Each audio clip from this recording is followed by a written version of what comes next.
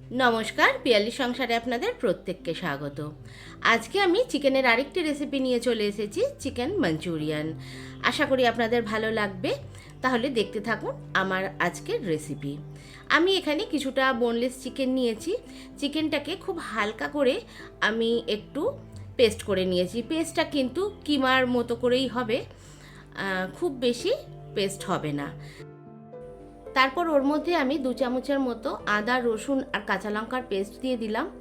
তারপর অর্ধেকটা লেবু চিপে দিয়ে দিয়েছি। কিছুটা আমি গোলমরিচ গুঁড়ো দিয়েছি, স্বাদ মতো লবণ আর 1 চামচ সোয়া সস, সঙ্গে একটা ডিম দিয়ে আমি খুব ভালোভাবে মাখিয়ে 1 ঘন্টা রেখে দিলাম।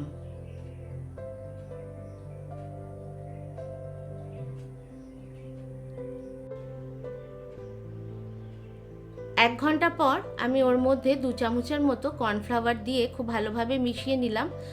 আমার মনে হলো যে কর্নফ্লাওয়ারটা কম হয়েছে, তারপর আমি আরেক চামচ অ্যাড করলাম।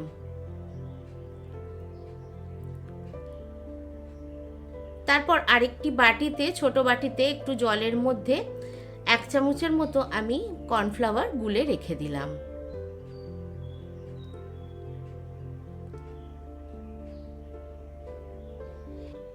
চিকেনে আমি কর্নফ্লাওয়ার মাখিয়ে প্রায় 10-15 মিনিটের মতো রেখে দিয়েছি।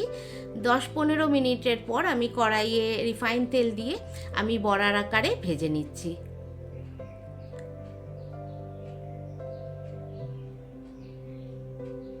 ভাজাটা কিন্তু খুব বেশি লাল করে হবে না। প্রথমে আমি তেলটাকে ভালো করে গরম করে তারপর একদম আঁচটাকে কমিয়ে দিয়েছি, আর হালকা করেই ভাজা হবে। দেখুন, আমি কিন্তু খুব বেশি লাল করে ভাজছি না।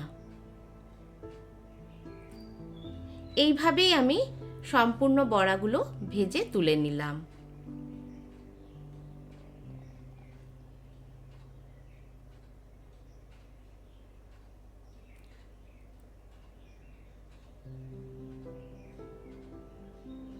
চিকেনের আমরা বিভিন্ন রকম রেসিপি করে থাকি, তবে এই রেসিপিটা কিন্তু খুব ভালো লাগে।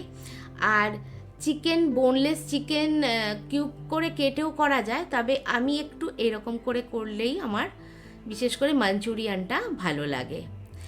এরপর আমার সম্পূর্ণ ভাজা হয়ে গেলে আমি আরেকটা কড়াই বসিয়ে দিলাম। ওর মধ্যে 8-10টা রসুন কুচিয়ে রেখেছিলাম, আর একটু আদা কুচি আর লঙ্কা কুচি দিয়ে আমি প্রায় 30-40 সেকেন্ড মতো ভেজে নিলাম। তারপর ওখানে আমি একটু ওর মধ্যে স্প্রিং অনিয়ন দিয়ে দিলাম। তারপর দেখুন, পেঁয়াজ, আমি 2টো পেঁয়াজকে খোলা ছাড়িয়ে রেখেছিলাম, সেটাও দিয়ে দিলাম। তারপর একটা ক্যাপসিকাম আমি একটু বড় করে কেটে রেখেছিলাম, সেটাও দিয়ে ভালো করে নাড়াচাড়া করতে লাগলাম।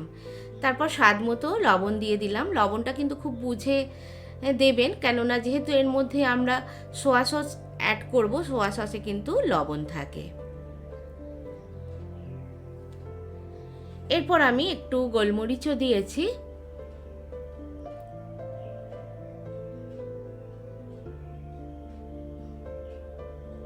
আপনারা যদি মনে করেন যে গ্রেভি বেশি করে করবেন, তাহলে সস কিংবা একটু জলের ব্যবহার করতে পারেন। দেখুন, আমি এখানে একটু সোয়া সস দিয়েছি আর একটু টমেটো সসও দিয়েছি। টমেটো সসের মধ্যে পরে আমি আবার আরেকটু জল দিয়েও দিয়ে দিলাম।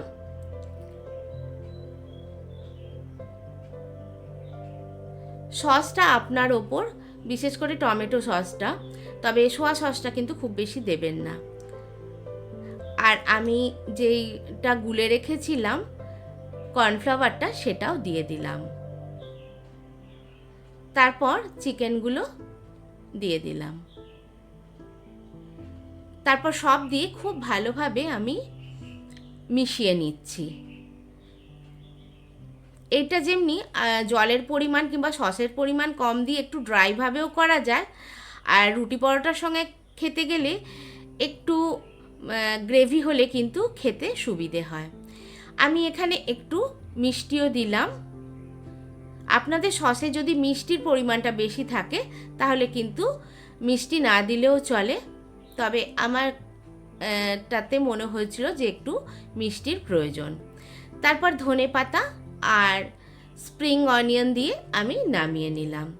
অপূর্ব লাগে খেতে, শুধু তো খুবই ভালো লাগে স্টার্টার হিসেবে, আর রুটি পরোটার সঙ্গেও দারুণ লাগে। আমার রেসিপি আপনাদের কেমন লাগলো অবশ্যই জানাবেন।